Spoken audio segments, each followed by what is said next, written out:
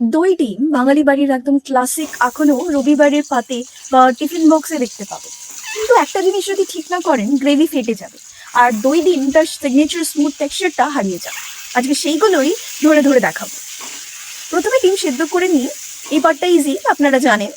ওপরে একটু হলুদ আর নুন মাখিয়ে দিন। আর কোটিংটা ইম্পর্টেন্ট, কারণ এটাই ভাজা হওয়ার সময় ডিমের ওপরে একটা হালকা ক্রাস্ট তৈরি করে, আর সেই ক্রাস্টটাই গ্রেভিতে ডিমটা ভালোভাবে অবজর্ভ করে।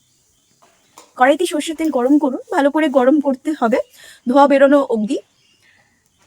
এবারে হলুদ নুন মাখা ডিমগুলো ওর মধ্যে ঢেলে দিন। আর একটা জিনিস খেয়াল রাখবেন, বেশি নাড়াচাড়া করবেন না, এক পাশে থাকতে দিন যতক্ষণ না একটা হালকা গোল্ডেন কালার আসে, তারপরে তুলে নিন।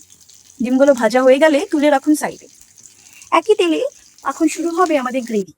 কালো জিরে, কাঁচা লঙ্কা আর কারি পাতার ফোড়ন দিন। এই কম্বিনেশনটা একটু ডিফারেন্ট। কালো জিরে আর কারি পাতা একসাথে পড়লে, ওই তেলে যখন পড়ে তেলটা ছড়ে উঠে, তখন এই গন্ধটা খুব সুন্দর আসে, সেটা ওই দই ডিমের একদম সিগনেচার স্মেল। এখন একটু হলুদ গুঁড়ো দিন, একদম কম আছে, যাতে পুড়ে না যায়। হলুদটা পুড়ে গেলে তিতো হয়ে যাবে আর পুরো ডিশটা নষ্ট হয়ে যাবে, তাই ফ্লেমটা একদম লোতে রাখবেন এই স্টেপে। এখন আমাদের একটা স্পেশাল পেস্ট বানাতে হবে, যেটা হচ্ছে ওই জিরে, আদা আর কিছুটা কারি পাতা ওই একসাথে বেটে নেবেন। এটা দিয়ে কড়াইতে আরো ভালো করে করে কষিয়ে নিন। এই পেস্টটা ওই দই ডিমের ডেপটা আনে। এই একটা স্টেপ মিস করলে কিন্তু গ্রেভিটা ফ্ল্যাট লাগবে, একদম অসাধারণ। যাই হোক, মশলাটা যখন তেল ছাড়বে মানে রেডি। এখন নুন দিন।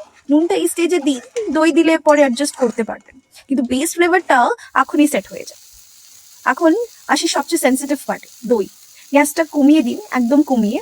দইটা আগে থেকে একটু ফাটিয়ে নিন যাতে স্মুথ থাকে। আর রুম টেম্পারেচারে আনো, ফ্রিজ থেকে সরাসরি দিয়ে দিলে ফাটার চান্স বেশি থাকে। অল্প অল্প করে দইটা ঢেলে দিন, কন্টিনিউয়াস নাড়তে থাকুন। দই মিশে গেলে একটু জল দিন, গ্রেভিটা যেন পাতলা না হয়। একটু মিডিয়াম কনসিস্টেন্সি রাখুন, পছন্দ করি আমরা তাই, না খুব পাতলা না খুব ঘন। সাথে একটুখানি চিনি দেবেন, এই চিনিটা দইয়ের টক ভাবটা ব্যালেন্স করতে হেল্প করে। মিষ্টি বানাবেন না, ওই টক ভাবটা খালি ব্যালেন্স করবে আর কি, শুধু রাউন্ড করে দেবে ফ্লেভারটা। এখন গ্রেভিটা একটা হালকা বয়েলে আনুন। এই বয়েলটা ইম্পর্টেন্ট, কারণ দই ঠিক মতন কুক না হলে গ্রেভিতে একটা দইয়ের একটা স্মেল থেকে যেতে পারে। বয়েল আসার পর ভাজা ডিমগুলো ঢুকিয়ে দিন।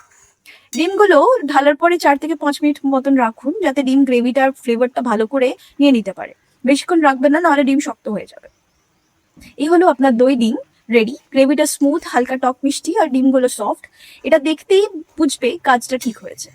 গরম ভাতের সাথে এটা বেস্ট কম্বিনেশন। ট্রাই করে জানাবেন কেমন লাগলো। ভিডিওটি ভালো লাগে সাবস্ক্রাইব করুন, আর এমন সব বাড়ির রেসিপি নিয়ে আসবো। আজকের মতন এইটুকুই, আবার দেখা হবে।